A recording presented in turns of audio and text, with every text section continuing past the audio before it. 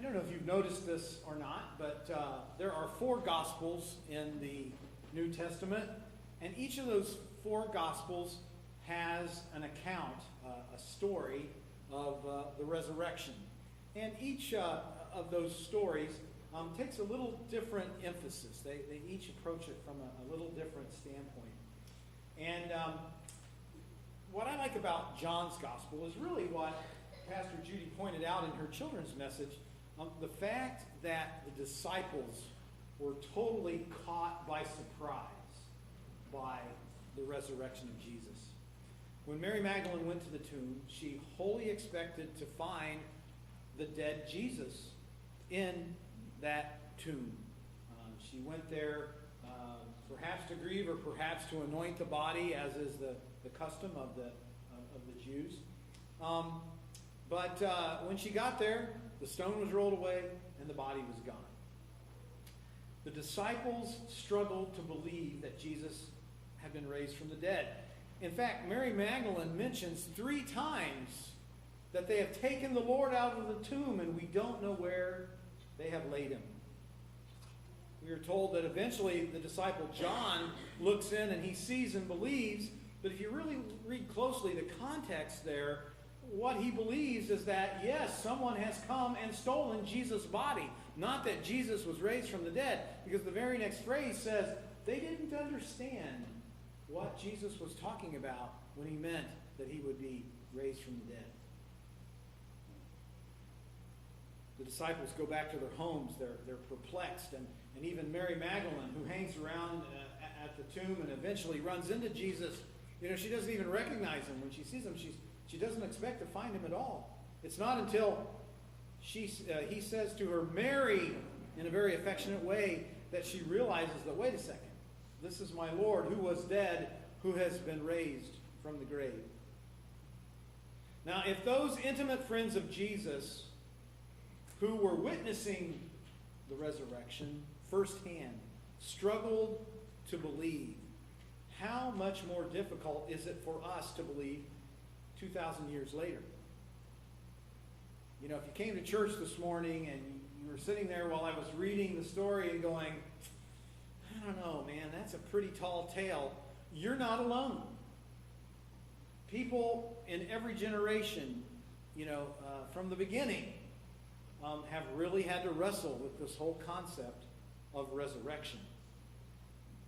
But that's not to say that we are without any evidence ourselves of God's resurrection power.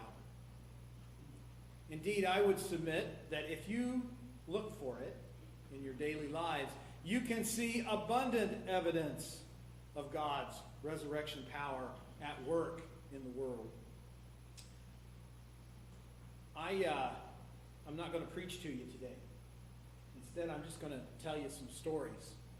Stories that, for me, have demonstrated God's resurrection power alive in the world. The first story I'm going to share with you is of a young boy. When he was born, he was 15 weeks premature. Okay? He was born in the 24th week. That's pretty touch and go. He weighed exactly 2 pounds. And you know how babies are. Over the course of the first few days, oftentimes they lose a little weight.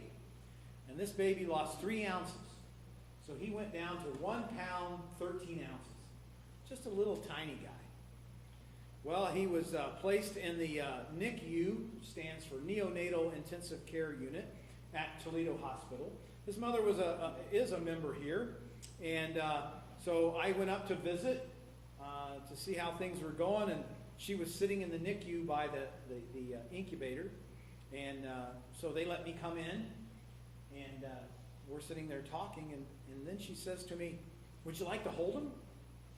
And I'm like, well, sure, but how do I do that?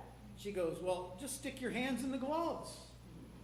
Right? Those incubators, they have this set of gloves that go inside so you can do things and take care of the baby, but not actually touch the baby with your bare hands. So I said, okay. So I stuck my hands in, picked this little baby up, and I could hold him in the palm of my hand.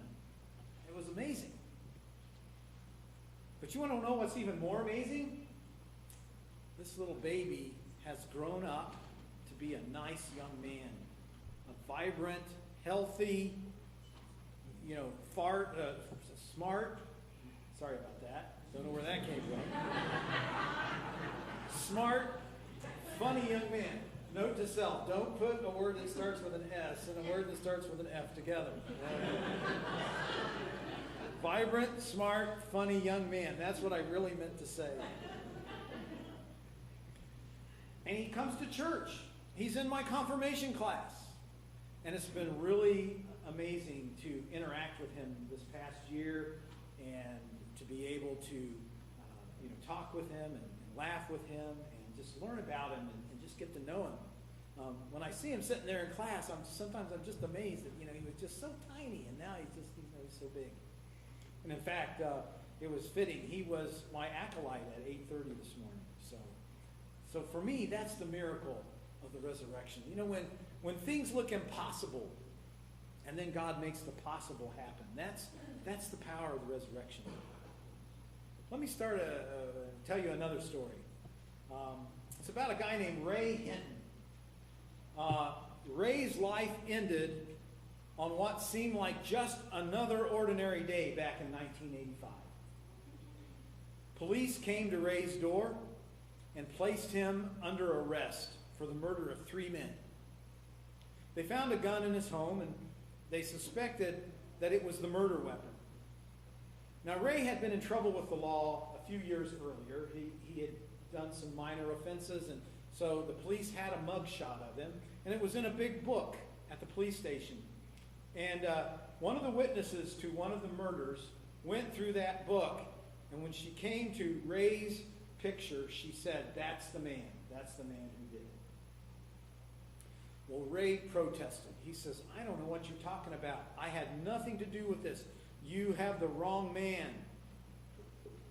But neither the police or the prosecutor or the judge or the jury believed him, and Ray was sentenced to die in Alabama's electric chair.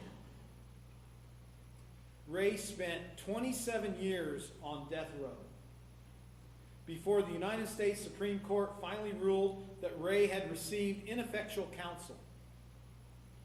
Ray was tried again, but this time his lawyers were able to prove that the gun taken from Ray's house was not the gun used in the crime.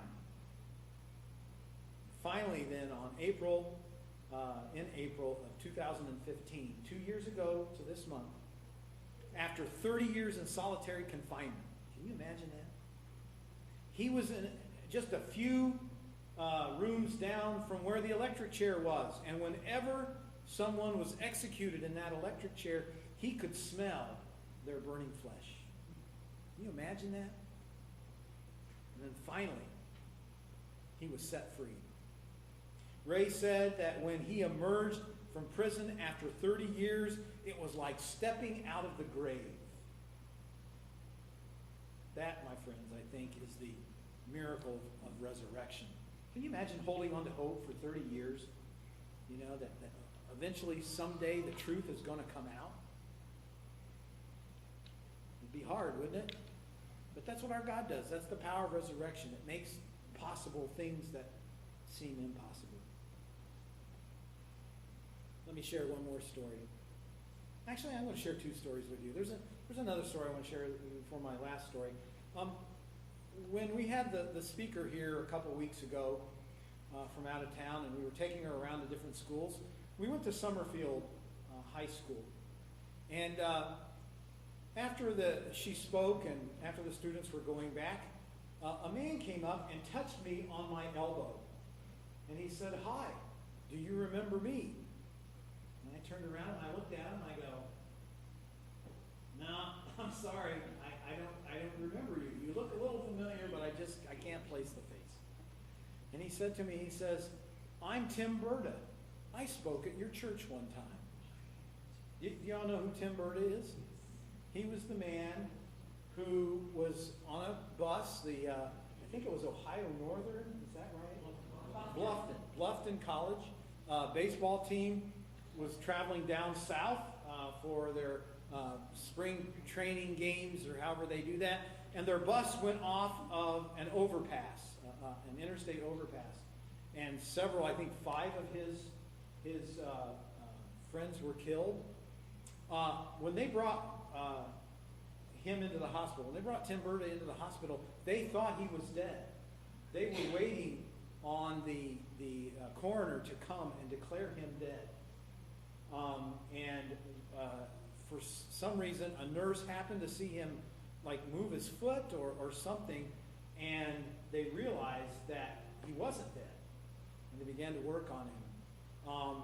He told me that his brain had to be totally rewired.